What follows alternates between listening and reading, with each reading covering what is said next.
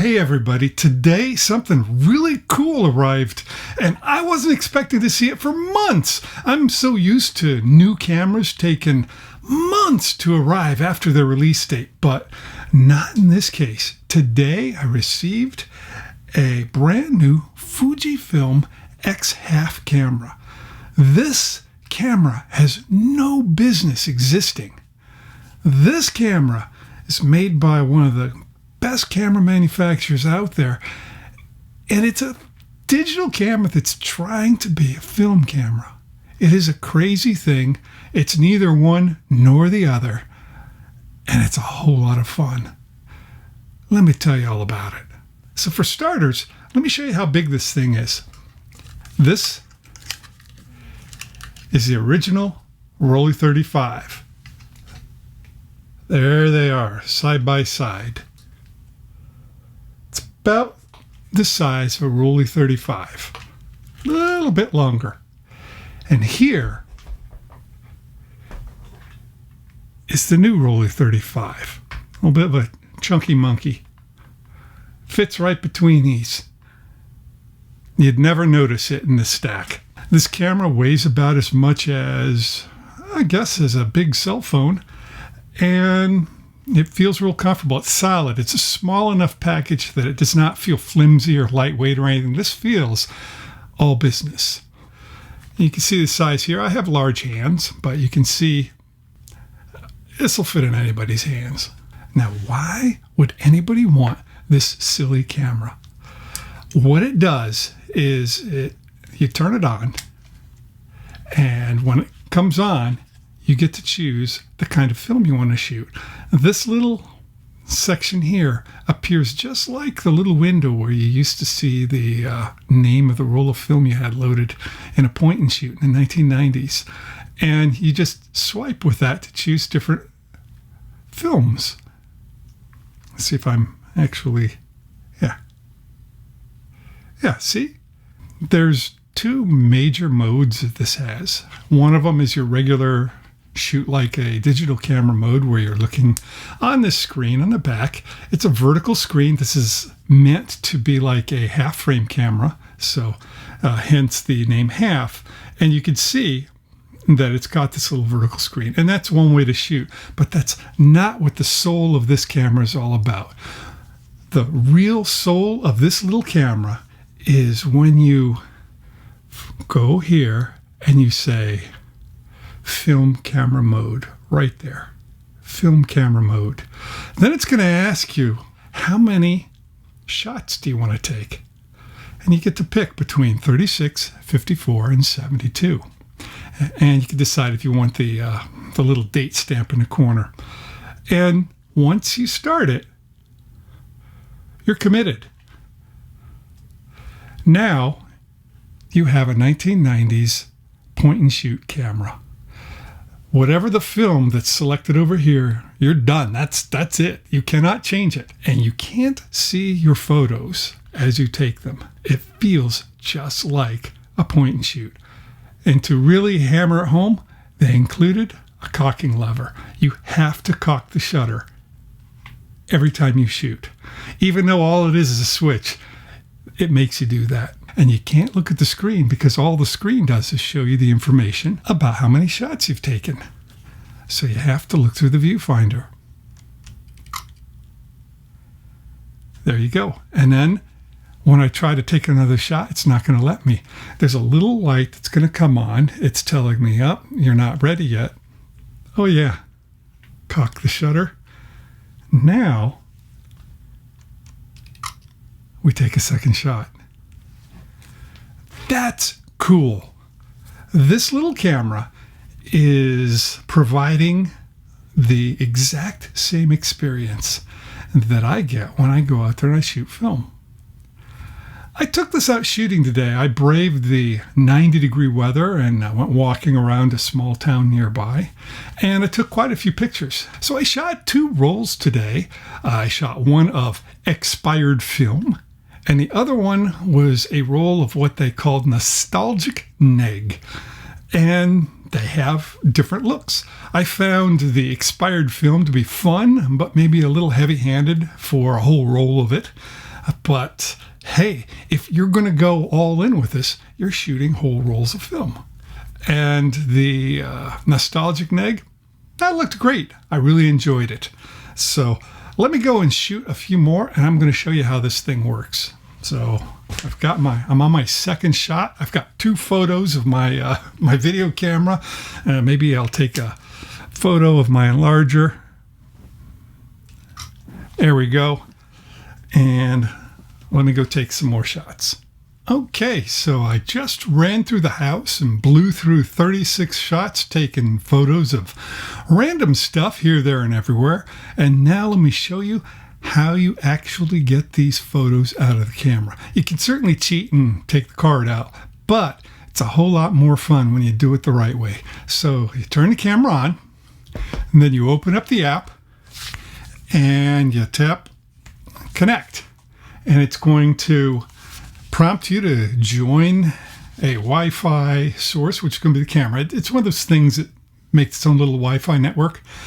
And then once your phone or your iPad is connected to the camera, now you get to go to, it'll give you transfer images and transfer film images. And what we want is transfer film images. So I tap that, and it's going to show me my rolls of film. There are 3 rolls here. There's the 2 rolls I took earlier today, and then there's this one right here, which is not developed.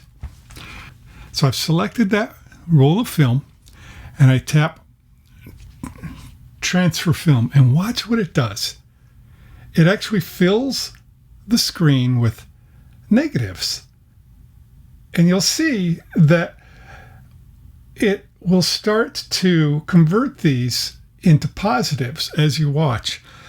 And this is what it really is a sneaky way for them to hide the time that it takes to transfer the files from the camera through the local Wi-Fi network onto your device. But it's a really fun way of doing that.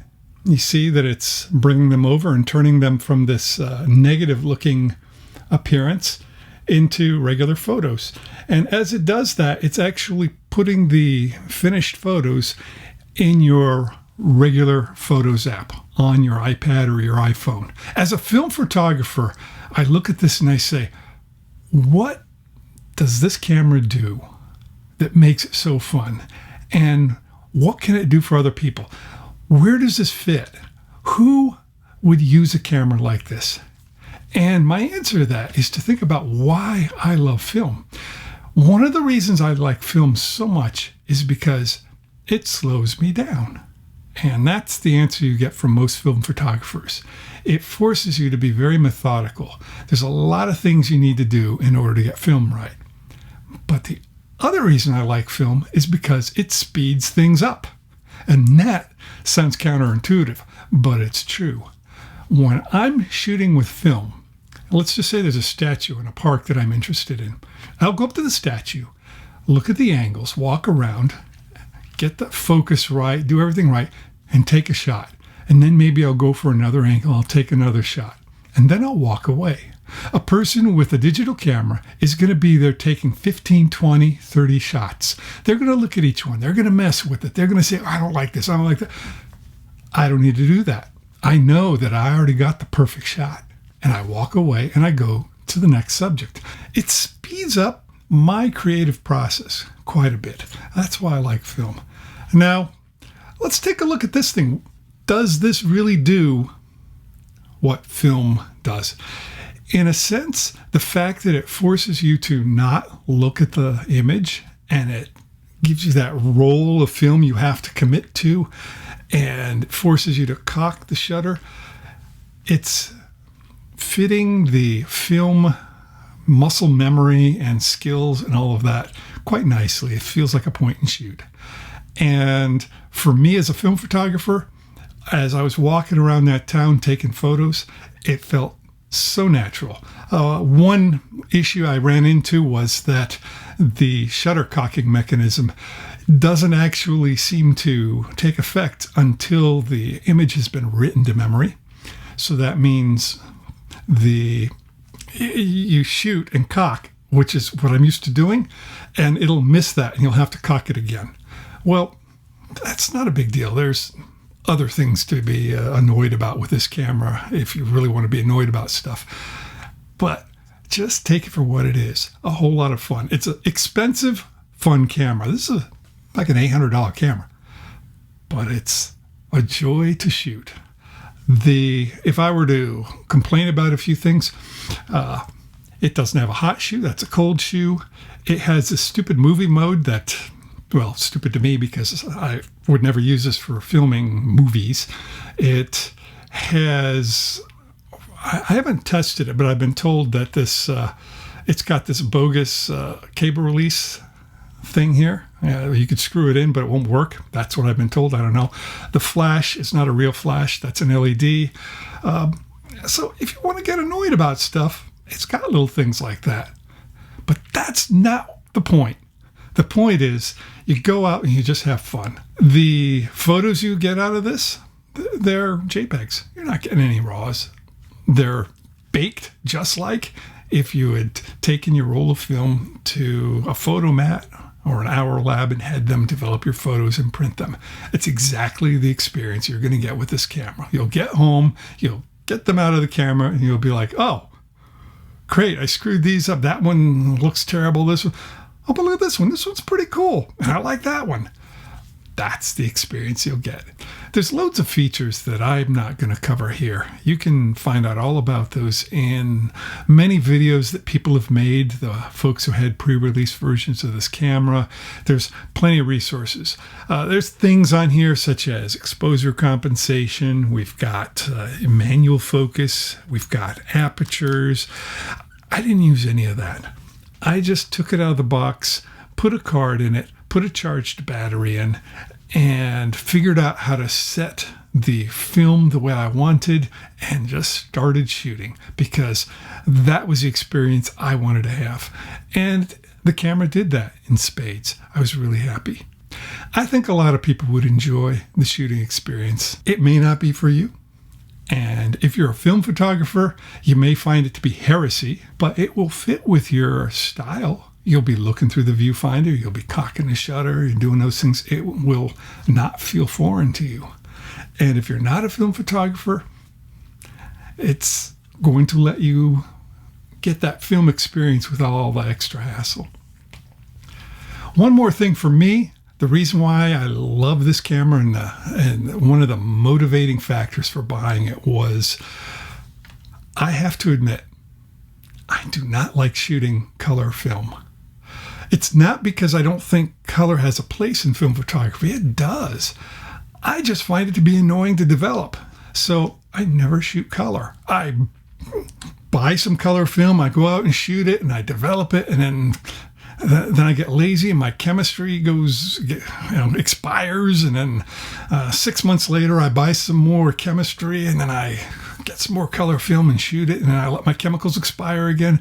That's what happens with me in color film. So I want to have this in my bag so that when I'm somewhere and I see a colorful scene that just isn't right in black and white, I'm going to take my regular black and white camera I'm shooting with, put it in the bag, and take this little guy out and have some fun.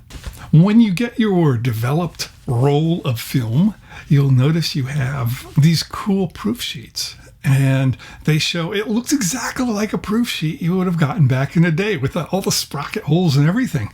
And it's just fun. You look at that and it'll show all of your shots you took and the clunkers as well as the good ones. And so let me just go through a few of the shots I took. Here's a shot of a base in my house. This was with the ugly expired film, and the next several ones were with the roll of expired film. So we've got some pots in my wife's garden. We have a picture of the shed out back with two little rakes. One my wife uses while my grandson is helping her rake the leaves. We've got a pile of paving stones and tiles here that's probably been sitting in my backyard for too long. Here's a shot of the dining room table with a plant and some pendant lights. A fairly weather-beaten sign from a ShopRite. This is a brick building with a flag out in front. And I kind of wish I had the regular color going here. This is where the expired film starts to get a little old, no pun intended. Here we go with a traffic cone, fun looking little yellow car, and we've got the Magic Finish Auto Shop. I'm sure their quality was great back in the day. These are some of the photos I shot with nostalgic negative. And here we have Angie's restaurant. I was standing there next to the ruins of Angie's. This cool painting of a fake window. Here's a building that had this really neat painting on the side. Here's the firehouse. Here's some random cones I found in the parking lot of the firehouse. This is a really neat old school drugstore. Check out that neon sign.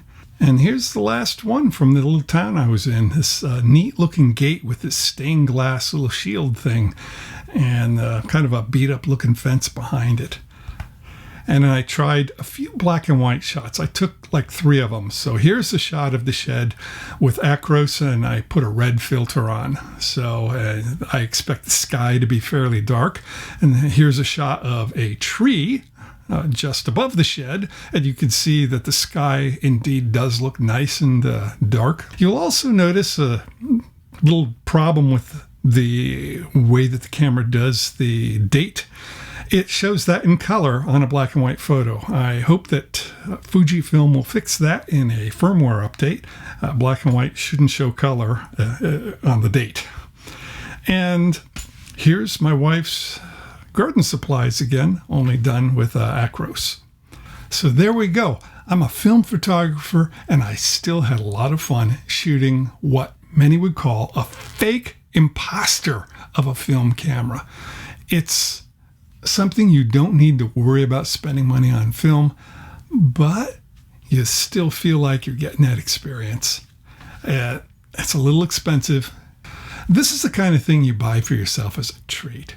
I don't know, some of those points to redeem on a credit card or something like that. I wouldn't buy one of these as a first digital camera or anything like that. This is not a workhorse, use as your primary camera kind of thing. To be absolutely frank, this does nothing that your cell phone can't do.